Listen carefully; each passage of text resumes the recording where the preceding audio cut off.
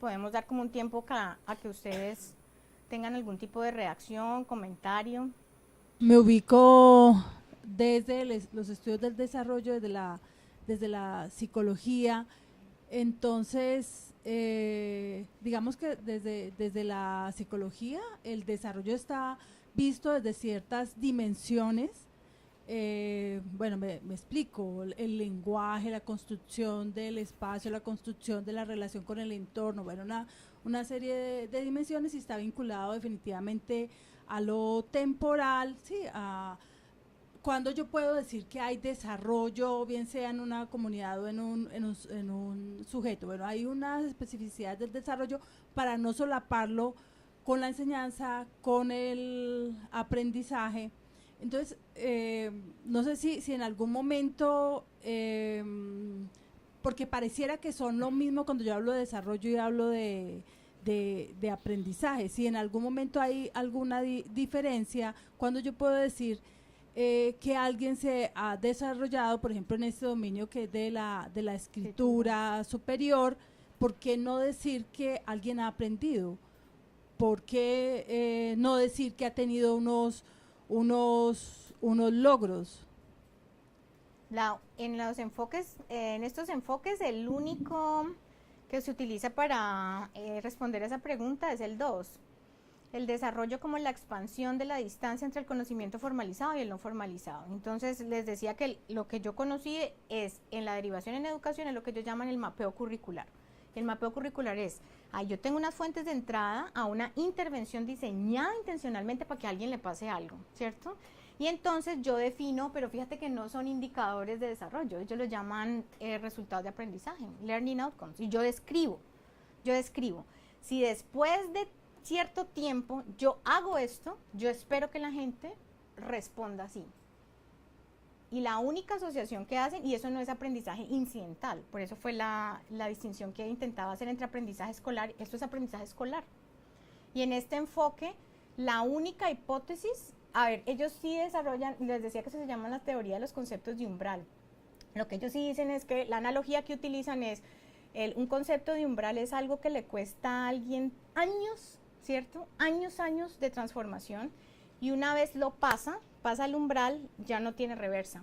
Entonces, en el caso nuestro, yo les decía a Adriana el otro día, piensen qué les ha costado construir una idea de qué es el enunciador. Piensen, el enunciador, en teorías lingüísticas.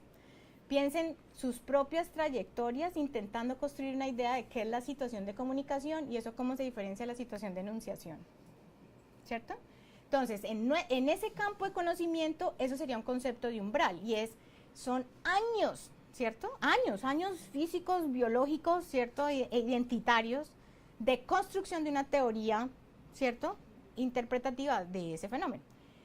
Eso, el concepto de umbral, no puede ser capturado por el diseño curricular, eso dice esa teoría. Lo único que yo puedo identificar son resultados de aprendizaje asociados a ese concepto de umbral, o sea, cuántos años una asignatura tendría que intervenir sistemáticamente para ayudar que alguien llegue allí. Entonces, en estas teorías se encuentra gente en economía, en matemáticas, en física, primero tratando de discutir cuáles son los conceptos de umbral de sus comunidades.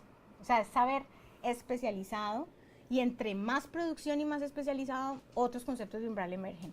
Y hacer la asociación en cuáles de esos conceptos de umbral son susceptibles de ser sistemáticamente intervenidos y medibles en las intervenciones curriculares. Y a eso no le llaman desarrollo, le llaman resultado de aprendizaje y no se complican más. Solo voy a hacer un comentario, y es que cuando aparecen los enunciados en los documentos oficiales, y es el deber ser. El deber ser, y eso no tiene ningún respaldo, digamos, en trabajo empírico, donde yo, pues, donde yo haya venido a un seguimiento, de unos estudiantes a lo largo de varios años, o sea, eso requeriría estudios longitudinales. Entonces, hablar de que la pregunta por ¿qué pasa con un grupo de estudiantes o en distintos contextos? ¿Cómo logra construir ciertas cosas de la escritura? Tendría que ver con un enfoque mínimamente longitudinal. Entonces, llamar a cosas que son listado de enunciados, que son más informados desde lo teórico, que porque haya un trabajo empírico de respaldo, pues llamar lo que es, ahí hay una perspectiva o una mirada del desarrollo, cuando los estudios del desarrollo justamente han tratado de estar respaldados también por un trabajo empírico, y ni siquiera desde esto de que haya un sujeto con todo el conocimiento en la mente aparece un trabajo sistemático de evaluación. desde lo empírico. Ahora, pues nosotros sabemos que siempre hay una brecha entre la investigación y de qué manera esa investigación es comprendida y es apropiada por los contextos, bien sea profesionales e institucionales. Entonces, bueno, ahí habría también como toda la discusión, pero pues inicialmente esto nos da una mirada más amplia, y una pregunta es casi que cuál es la idea de desarrollo que prima o que predomina en las universidades y en la política, creo O yo. si no hay, porque lo otro, a ver, ¿qué pasa? En el caso de Colombia, lo que hace la política pública es, y es lo que yo llamo oportunidad, asociar un componente de la evaluación masiva al desarrollo de los estudiantes. Ya nos metió, o sea, así sea poniendo el término sin respaldo conceptual, ya nos está diciendo, es que la intervención o el paso de alguien por una institución debería ayudarlo a desarrollarse, y ya nos tiró ese problema. Y es un desafío interesante. Pero cuando uno, claro, empieza a darle, uno podría decir, una institución educativa podría hacer un diseño curricular, en este caso específico sobre la escritura y sobre el lenguaje, sin una perspectiva del desarrollo. Voy a dar un ejemplo. Yo puedo tener un modelo pedagógico que enseña, que asume que hacer a alguien escritor es enseñar enfoques del análisis del discurso. Eso es legítimo. El problema es que se asuma que es lo único, pero eso es legítimo. O sea, la claridad de cualquier intervención curricular es el valor de esa intervención. Usted ofrece lo que entiende del principio que está ofreciendo, y no va ni a medir a la gente por otros aspectos, ¿cierto? Ni a pedirle que haga otras cosas. Y eso es lo honesto. Entonces aquí lo interesante es, en el caso de la política pública colombiana, y pensando en los colegas venezolanos, es los resultados los devuelven a las instituciones no sé hasta dónde, y los propios que estamos involucrados en estos temas hemos entendido que hay una expectativa del desarrollo sobre la intervención curricular, ¿cierto? ¿Y qué significa eso? Que es la gran pregunta. Y lo que dice Adriana, o sea, finalmente estos temas son realmente jóvenes.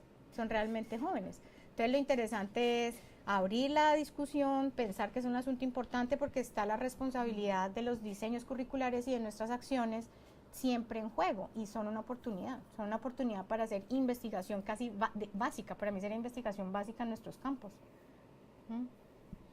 Bueno, pues Elisa, muchísimas gracias. La verdad, en vez de dejarme claridad, me da más confundida, porque definitivamente el título es muy propicio sobre los desafíos, no solo los desafíos que implica sobre la enseñanza misma, sino por los sujetos que implica, y no solo sobre los sujetos que uno les enseña, sino sobre uno mismo como maestro. Yo tengo muchas preguntas, pero más que pido respuestas, es como que los dejo sobre la mesa, y una es, ¿desde dónde nosotros estamos entendiendo el género discursivo? ¿Desde dónde nosotros asumimos en estos aspectos curriculares, específicamente en este primer año de estudios, donde tenemos organizada la asignatura de expresión oral escrita y comunicación oral escrita, que es la que dictamos del departamento? ¿Qué estamos asumiendo? Porque de una u otra manera uno empieza a mirar que esa asunción se asume como del papel, como que el género es lo que está en el papel, pero no se está asumiendo en toda la complejidad que implica lo dinámico y la relación definitivamente con lo sociocultural, ¿sí? En esa discusión o en eso que estoy pensando, más que pensar solo el género, me cuestiona también en que la discusión estaría más centrada en la manera como yo propicio experiencias a los estudiantes, en la manera en que propicio la interacción en los espacios de aula, ¿sí? Y me llama la atención, vuelve a jugar siempre lo que siempre hemos mencionado, los proyectos. Siempre los proyectos que han estado presentes durante muchos momentos. Entonces, ¿cómo enriquecer la experiencia de los chicos desde los proyectos, y cómo dialogar con otras áreas del conocimiento? Porque de una u otra manera, así como a nosotros nos miran como el que tenemos que ser responsables, muchas veces nosotros, los que trabajamos la escritura, nos creemos que también sabemos todo. Y dirección, es como también una cosa de humildad en saber que nosotros no nos la sabemos, y que tenemos que empezar a trabajar con otros equipos. Prever que la educación, ese desafío es muy complicado porque cuando uno enseña, uno no podría decir que puede enseñar para el estudiante o el profesional futuro. Siempre vamos a estar en deuda con el futuro. Siempre vamos a enseñar, pero eso que nosotros estamos trabajando con los chicos, nunca, lo más seguro es que nunca responda a las demandas que va a tener el estudiante. En esa medida, es muy complejo pensarse, o muy compleja pensar la escritura. Hay una pregunta que uno tendría es, ¿qué es posible hacer en la universidad? ¿Qué es posible hacer en estos cursos? ¿Qué experiencias en otras universidades? O sea, nosotros somos medidos, y yo creo que todas las universidades, en términos de cuál es su alter ego. Entonces, nosotros somos la Universidad de los Andes. Entonces, claro, y esa Universidad de los Andes tiene otro tipo de estudiantes. ¿Qué es posible con esos estudiantes? ¿Qué nos han mostrado otras universidades que son exitosas en términos de procesos de escritura, ¿sí? Que se puedan visualizar a posterior cuando ya son profesionales? Entonces, eso es una pregunta también que tengo. Sí. Lo metodológico que tú mencionas a mí me llama mucho porque este trabajo que se hace al parecer está centrado en entrevistas y en encuestas de percepción de las profesionales, en el ejemplo que mostrabas. Entonces, claro, allí es lo que se asume, lo que se piensa que el otro le están pidiendo, ¿sí? Ahí yo no sé cómo mirarlo o qué me podría decir, porque sí podría pedir una explicación de eso. La fase que sigue es, vamos a ir a terreno, el empírico, a campo. el de a campo. No, este también es empírico. Sí, pero me refiero al trabajo de campo. Declarado, eso. El otro es saber observado, igual combina declarado. Bueno, eso son como lo... Bueno, pues la pregunta anterior de qué hacer, yo les dije hacia el final que no... no, está bien, la discusión empieza en el 2006, imagínate, entonces me estás diciendo qué hacer si ya sabemos que la educación siempre está en deuda. Entonces, ahí es donde estaba diciendo que hoy hablan de currículos basados en la transferencia. La transferencia, como yo la conocí y le comentaba a Adriana, son enfoques de la psicología a finales de los 90 que dicen, las personas finalmente aprenden cuando son capaces de crear alguna red de sentido entre lo que saben. O sea, estoy siendo burda, ¿no? Con la síntesis, pero es, ¿cuándo alguien aprendió? Sí, decía este enfoque de investigación, ¿cuándo alguien aprendió? Los gringos le llaman, dice que el momento ajá, a todos nos ha pasado, o sea, que uno está de repente ahí cuando en realidad físicamente uno siente ¿cierto? Hay algo que pasa y uno clic, y hay una sensación física en distintos niveles, en cómo resolví un problema, cómo entendí lo que hace años me explicaba un profe, ¿cierto? Cómo puedo resolver esta situación. Entonces, la transferencia es, alguien es capaz de rehusar en algún momento específico ciertas cosas que se supone que sabe. Entonces, la pregunta que se hacen es en educación, porque esas teorías surgen en la psicología, es si nunca podemos enfrentar, ¿cierto?, el futuro, no somos pitonizas, si nunca podemos enfrentar el futuro, pero sabemos que la gente aprende cuando crea redes de sentido y rehúsa lo que sabe, yo tengo que enseñar para el reuso, ¿cierto? Entonces lo que iba a mostrarles un libro que puedo mandar luego, ese libro es 2017, que se llama Escritura para la Transferencia, y es de 400 páginas, o sea, para que entiendas la dimensión de tu pregunta es re valiosa. Claro, hay gente de distintas universidades, pues anglosajona, haciendo experimentación, diciendo que funcionan, asociando la experimentación curricular a la investigación longitudinal, no hay otra salida. ¿Eso es caro? Sí. ¿Es largo? Sí. Entonces hay dos opciones, ¿lo haces o no?